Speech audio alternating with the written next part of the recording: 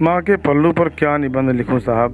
बीते समय की बातें हो चुकी हैं। माँ के पल्लू का सिद्धांत माँ को गर्मामयी छवि प्रदान करने के लिए था। इसके साथ ही यह गर्म बर्तन को चूल्हा से हटाते समय गर्म बर्तन को पकड़ने के काम भी आता है। पल्लू की बात ही निराली थी। पल्लू पर तो बहुत कुछ लिखा जा सकता है।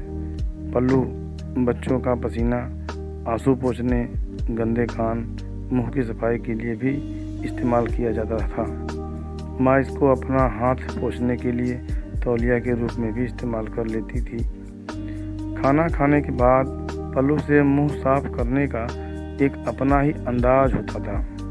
कभी आँख में दर्द होने पर माँ अपने पल्लू को गोल सा बनाकर फूंक मारकर गर्म करके आँख में लगा देती थी।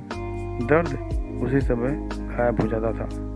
माँ की गोद में सोने वाले बच्चों के लिए उसकी गोद गद्दा और उसका पल्लू चादर का काम करता था। जब भी कोई अनजान घर पर आता तो बच्चा उसको माँ के पल्लू की ओट लेकर देखता था। जब भी बच्चे को किसी बात पर शर्म आती, वो पल्लू से अपना मुंह ढककर छुप जाता था। जब बच्चों को बाहर जाना होता तब माँ का पल्लू एक मार्गदर्शक का काम करता था। जब तक बच्चे ने हाथ में पल्लू थाम रखा होता तो सारी कायनात उसकी मुट्ठी में होती थी। जब मौसम ठंडा होता था, माँ उसको अपने चारों ओर लपेटकर ठंड से बचाने की कोशिश करती और जब बारिश होती, माँ अपने पल्लू में ढांक लेती।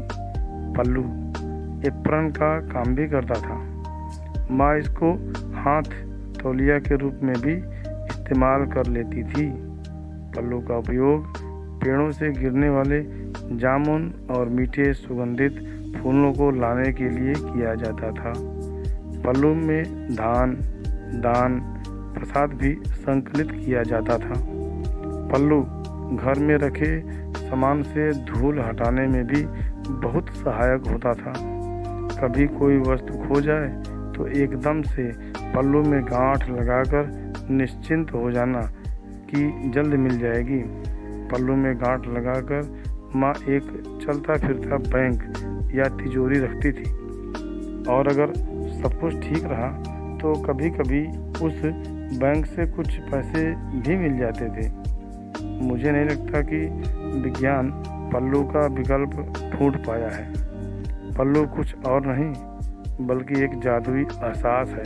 पुरानी पीढ़ी से संबंध रखने वाले अपनी माँ के इस प्यार और स्नेह को हमेशा महसूस करते हैं, जो कि आज की पीढ़ियों की समझ से शायद गायब है। माँ की ममतामयी यादें।